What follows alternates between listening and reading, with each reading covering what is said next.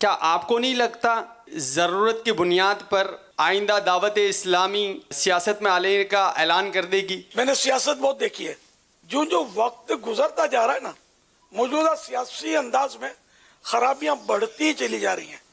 پہلے ٹوسا بازی ہوتی تھی، لاٹھیاں چلتی تھی، پتھر مارتے تھے، اس کے بعد گولیاں مارنی شروع کر دی، اس کے بعد بم پھاڑنے شروع کیے.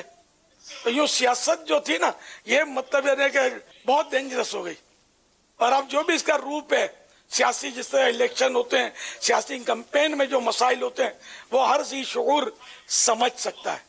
اب یہ کہ اگر کوئی سیاست میں ایسی کوئی پاکیزگی کی لہر آ گئی نا، اور وہ خلفاء راشدین کی طرح کی کوئی سیاست آ گئی، تو انشاءاللہ سب سے پہلا سیاستدان الیاس قادری ہوگا اگر زندہ رہا تو. فی نفسی ہی سیاست بری چیز نہیں ہے، لیکن اب اس میں بہت سارے گناہ، آج کل بغیر گناہوں کے سیاست بڑا مشکل کام ہو گیا، بہت دشوار کام ہو گیا. تو اس لیے دعوت اسلامی اس میں نہیں پڑھ سکتی. اور میں نے تو لکھ کر دے بھی دیا ہے، برسوں پہلے مرکزی مجلس شورا کو لکھ کر دیا ہے کہ تمہیں دعوت اسلامی کو توڑ پھوڑ کرنی ہو، ختم کرنا ہو، تو اعلان مت کرنا کہ ہم دعوت اسلامی کو ڈیزولو کرتے ہیں، بلکہ یہ اعلان کرنا کہ ہم سیاست میں آتے ہیں. خود ہی گھر پہنچ جاؤ گے. کیونکہ ہمارے ساتھ جو ذہن ہے نا، یہ غیر سیاسی ذہن ہے.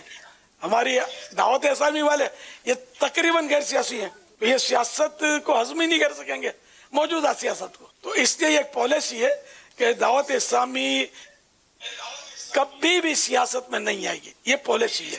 دعوت اسلامی کبھی بھی سیاست میں نہیں آئے گی، یہ پالیسی، اور انشاءاللہ یہ پالیسی جاری اور ساری رہے گی انشاءاللہ عز و جل اللہ کی رحمت سے. اور ہم نے دیکھا ابھی پچھلے دنوں ایک شخصیت سے ہماری ملاقات ہوئی تھی، انہوں نے ایک بات کہی تھی، کہا کہ آپ کے جو بڑے ہیں نا حضرت امیر اہل سنت، یہ جس طرح دعوت اسلامی لے کر چلے نا، اور جو آپ کو اصول اور طریقہ کار دیا ہے، تو اپنے بارے میں کہتے بولے میں نے بہت دیکھا ہے، اور کئی تنظیمیں، کئی ادارے، کئی لوگوں کو میں نے دیکھا ہے، مگر وہ کبھی کچھ ہوتا رہا.